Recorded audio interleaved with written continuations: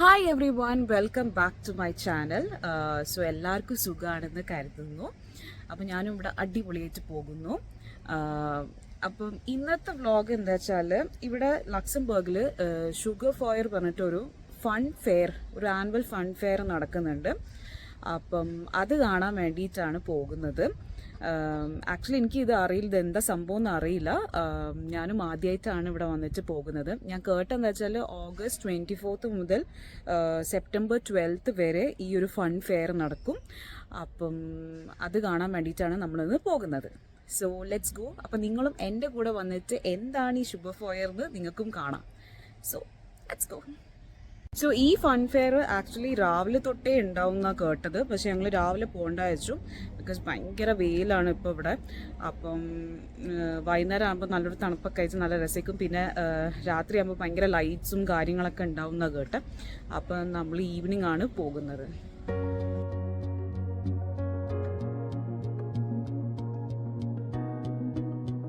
അപ്പം നമ്മളിപ്പോൾ പോകുന്ന കാറിലാണ്. എന്ന് വെച്ചാൽ നമ്മൾ സ്റ്റേഡിയം പറഞ്ഞ സ്ഥലത്തുണ്ട്, അവിടെ പോയിട്ട് പാർക്ക് ചെയ്തിട്ട് അവിടുന്ന് ട്രാം എടുത്തിട്ടാണ് നമ്മൾ ഈ സ്ഥലത്തേക്ക് പോകുന്നത്. ബിക്കോസ് ഇവിടെ പാർക്കിംഗ് ഭയങ്കര ബുദ്ധിമുട്ടായിരിക്കും. അപ്പം അങ്ങനെ ചെയ്യാമെന്ന് വിചാരിക്കും. അപ്പോൾ ഈ ഒരു ഫൺ ഫെയറിന് പോകുന്നതിന് മുമ്പ് എന്താണിത് സംഭവം നമ്മൾ അറിഞ്ഞിരിക്കണമല്ലോ. അപ്പോൾ ഞാനൊന്ന് ഗൂഗിൾ സെർച്ച് ഒക്കെ ചെയ്തിട്ടാണ് ഞാൻ പോയത്. അപ്പോൾ ഷുഗർ ഫെയർ പറഞ്ഞൊരു ഒരു ട്രഡീഷണൽ ആനുവൽ ഫൺ ഫെയർ ആണ്. മെയിൻലി സെയിൻറ്റ് ബാർത്തലോസ് ഡേൻ്റെ മുമ്പേ ഉള്ള ഏതെങ്കിലും ഒരു വെനസ്ഡേയോ തേഴ്സ്ഡേയോ ഫ്രൈഡേ ആണ് ഇത് സ്റ്റാർട്ട് ചെയ്യുക ഫൺ ഫെയർ. പിന്നെ സെപ്റ്റംബർ 12 വരെയെങ്കിലും ഈ ഒരു ഫൺ ഫെയർ ഉണ്ടാവും. ഷുബർ പറഞ്ഞാൽ ജർമ്മനിൽ ആക്ച്വലി ബാൺ എന്നാണ് ഉദ്ദേശിക്കുന്നത്. ആൻഡ് ഫെയർ പറഞ്ഞാൽ ഫെയർ പറഞ്ഞു. ഇപ്പോൾ പണ്ട് കാലത്ത് ഒരു ഹാർവസ്റ്റിംഗ് ഫെസ്റ്റിവൽ പോലെ ആയിട്ടാണ് ഷുഗർ ഫെയർ ആക്ച്വലി സ്റ്റാർട്ട് ചെയ്തത്. ഇപ്പോൾ ഈ നിങ്ങൾ കാണുന്ന വൈറ്റ് ബിൽഡിംഗ് പോലത്തെ സംഭവമില്ലേ, ഇതാണ് ഇവിടുത്തെ ഫുട്ബോൾ സ്റ്റേഡിയം. സോ ഇതാണ് സ്റ്റേഡിയത്തെ പാർക്കിംഗ്. അപ്പം നമ്മളിവിടെ കാർ പാർക്ക് ചെയ്തിട്ട് ട്രാമിലേക്ക് പോയേക്കും. കുറേ സ്പേസ് ഉള്ള പാർക്കിംഗ് ആണ്. സത്യം പറഞ്ഞാൽ എവിടെ കാർ വെക്കണം എന്നുള്ള കുറച്ച് കൺഫ്യൂഷൻ ഉണ്ടായി. അങ്ങനെ നമ്മൾ കാറൊക്കെ പാർക്ക് ചെയ്തു. ഇനി നമ്മൾ ട്രാം സ്റ്റേഷനിലേക്ക് പോവാണ്. ഇനി അവിടെ പോയിട്ട് ട്രാം കയറണം. കാർ പാർക്ക് ചെയ്യുന്നത് പുറത്ത് ഇറങ്ങിയാൽ തന്നെയാണ് ട്രാം സ്റ്റേഷൻ. അപ്പം നമ്മൾ ചെന്ന് പാടാൻ ഒരു ട്രാം വന്നതുകൊണ്ട് അപ്പോൾ വേഗം ആ ട്രാമിലേക്ക് കയറാമെന്ന് വിചാരിച്ചു.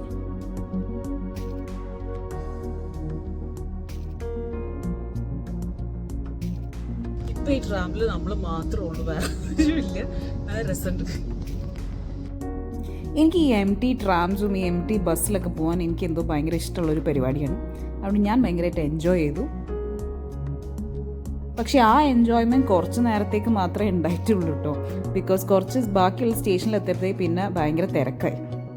അങ്ങനെ നമ്മൾ ഈ ഫൺ ഫെയർ സ്ഥലത്ത് എത്തി. ആൻഡ് കയറുമ്പോൾ തന്നെ ഫുൾ ലൈറ്റ്സ് ഒക്കെ ആയിട്ട് ഫുൾ ആൾക്കാരായിരുന്നു. നല്ല രസമുണ്ടായിരുന്നു കാണാൻ. ഫുൾ ലൈറ്റ്സും ബഹളവും ഒക്കെ ആയിട്ട് നല്ലൊരു വൈബ് തന്നെയായിരുന്നു.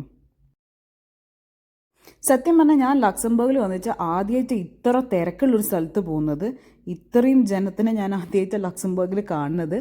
അപ്പം അതെനിക്കൊരു പുതിയൊരു എക്സ്പീരിയൻസ് തന്നെയായിരുന്നു. കയറി കഴിഞ്ഞപ്പോൾ സത്യം പറഞ്ഞാൽ എനിക്ക് നമ്മളെ നാട്ടിലെ എക്സിബിഷൻ്റെ ഒക്കെ ഒരു ഫീലാണ് ഉണ്ടായിരുന്നത്. പക്ഷേ കുറച്ചും കൂടി എക്സൈറ്റിംഗ് ആയിട്ടുള്ള റൈഡ്സും ഗെയിംസും ഒക്കെ ഉണ്ടായിരുന്നു. പക്ഷേ നല്ല റേറ്റും ആയിരുന്നു. നാട്ടിൽ നമുക്ക് ഇങ്ങനത്തെ ഒരു ഇതിൻ്റെ അല്ല കയറാൻ ആകെ ഒരു 50 റുപ്പീസ്, മാക്സിമം പോയി ഒരു 100 റുപ്പീസൊക്കെ കൊടുക്കേണ്ടി വരുള്ളൂ. പക്ഷേ ഇവിടെ ഇങ്ങനത്തെ ഒരു റൈഡിന് കയറാൻ തന്നെ ഒരു 10 യൂറോൻ്റെ മേലെ വരും. സ്റ്റാർട്ടിംഗ് റേറ്റാണ് ഞാൻ പറയുന്നത്, 10 യൂറോ.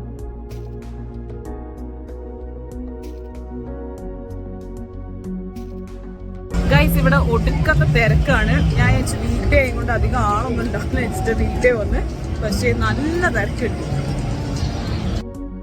ഈ ജൈന്റ് വീൽ കണ്ടപ്പം എനിക്ക് ആദ്യം ഓർമ്മ വന്നത് ഞാൻ പണ്ട് ജൈന്റ് വീൽ കയറിയ കഥയാണ്. അതായിരുന്നു എൻ്റെ ആദ്യത്തതും അവസാനത്തതുമായുള്ള ജൈന്റ് വീൽ യാത്ര. പിന്നെ ഞാൻ ഈ പരിപാടിക്കേ പോയിട്ടില്ല. എനിക്ക് എന്തോ അറിയില്ല, എനിക്കിതൊക്കെ കാണാൻ ഇഷ്ടമുള്ളൂ, ഇതിലൊന്നും കയറാൻ വലിയ താല്പര്യമില്ല. ചില റൈഡ്സ് കാണിച്ച് എനിക്ക് പുറത്തു നിന്നിട്ട് തന്നെ തല കറങ്ങുന്നൊരു ഫീലാണ് ഉണ്ടായത്. അപ്പോൾ അതിൻ്റെ ഉള്ളിൽ കയറിയുള്ള അവസ്ഥ ആലോചിച്ചിട്ട് ഞാൻ ഇതിലൊന്നും കയറാനേ നിന്നിട്ടില്ല. പിന്നെ അവിടെ കുറേ സ്റ്റോൾസ് ഉണ്ടായിരുന്നു, ലൈക്ക് ഫുഡ് ഐറ്റംസും അല്ലാണ്ടുള്ള വേറെ ഓരോ സാധനങ്ങളും വിൽക്കുന്ന കുറേ സ്റ്റോൾസുകൾ അവിടെ ഉണ്ടായിരുന്നു.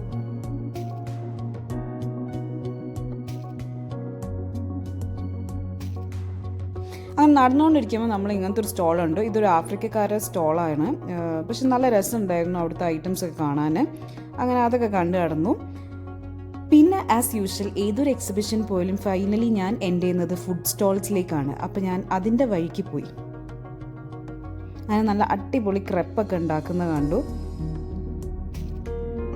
പിന്നെ വേറെ കുറേ ക്യാൻഡീസ്. സത്യം പറഞ്ഞാൽ കുട്ടികളായിട്ട് ഇവിടെ വന്നിട്ടുണ്ടെങ്കിൽ നല്ല പാടുപെടും. ബിക്കോസ് കുറേ കളിക്കുന്ന അങ്ങനത്തെ ഓരോ സാധനങ്ങളുണ്ടായിരുന്നു. റൈഡ്സും അല്ലാണ്ടുള്ള ഗെയിംസും ഒക്കെ ഉണ്ടായിരുന്നു. അപ്പം ചെറിയ കുട്ടികളൊക്കെ ആയിട്ട് കൊണ്ടുവന്ന് വന്നാൽ അവർക്ക് ശരിക്കും ഭയങ്കര എൻജോയ് ചെയ്യുന്നൊരു സ്ഥലം തന്നെയായിരിക്കും. നടന്നുകൊണ്ടിരിക്കുമ്പോൾ എല്ലാവരും ഒരു ചോക്ലേറ്റിൻ്റെ സാധനം തിന്നുന്നുണ്ട്. അപ്പോൾ എന്താണെന്ന് അറിയാൻ വേണ്ടിയിട്ട് ഞാനും ഒന്ന് വാങ്ങിച്ചു.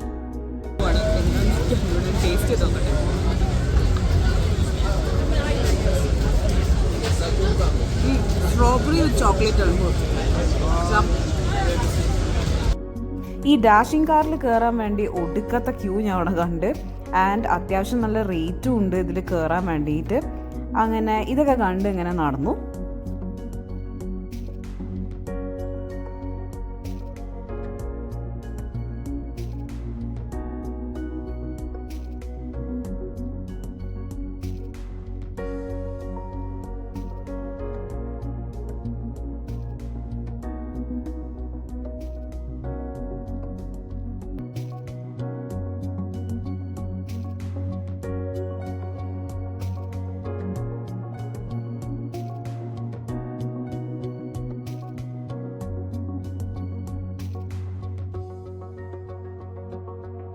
പിന്നെ അവിടെ കുറേ ബിയറിൻ്റെ ഷോപ്സ് ഓൾസോ ഉണ്ടായിരുന്നു.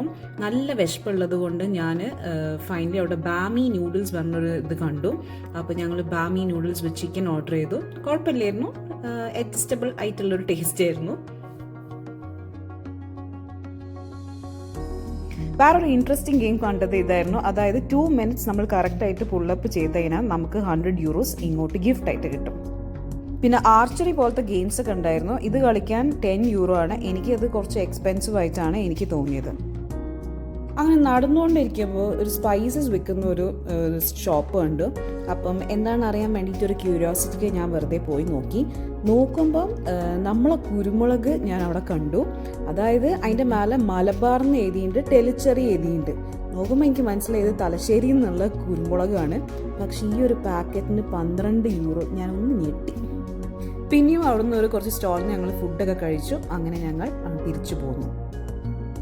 സോ ഫൈനലി ഫൺ ഫെയർ ഒക്കെ കഴിഞ്ഞ് നമ്മൾ വീട്ടിലെത്തി. ഇപ്പോൾ ഓൾമോസ്റ്റ് 12 o'clock ആയി വീട്ടിലെത്തുമ്പോൾ. ഒരു നല്ലൊരു ഈവനിങ് തന്നെയായിരുന്നു. സോ നമ്മൾ നല്ല അടിച്ചു പൊളിച്ചു. സോ നിങ്ങൾക്ക് ഈ വ്ളോഗ് ഇഷ്ടപ്പെട്ടിട്ടുണ്ടെങ്കിൽ തീർച്ചയായിട്ടും like, share and subscribe to my channel. So bye, have fun.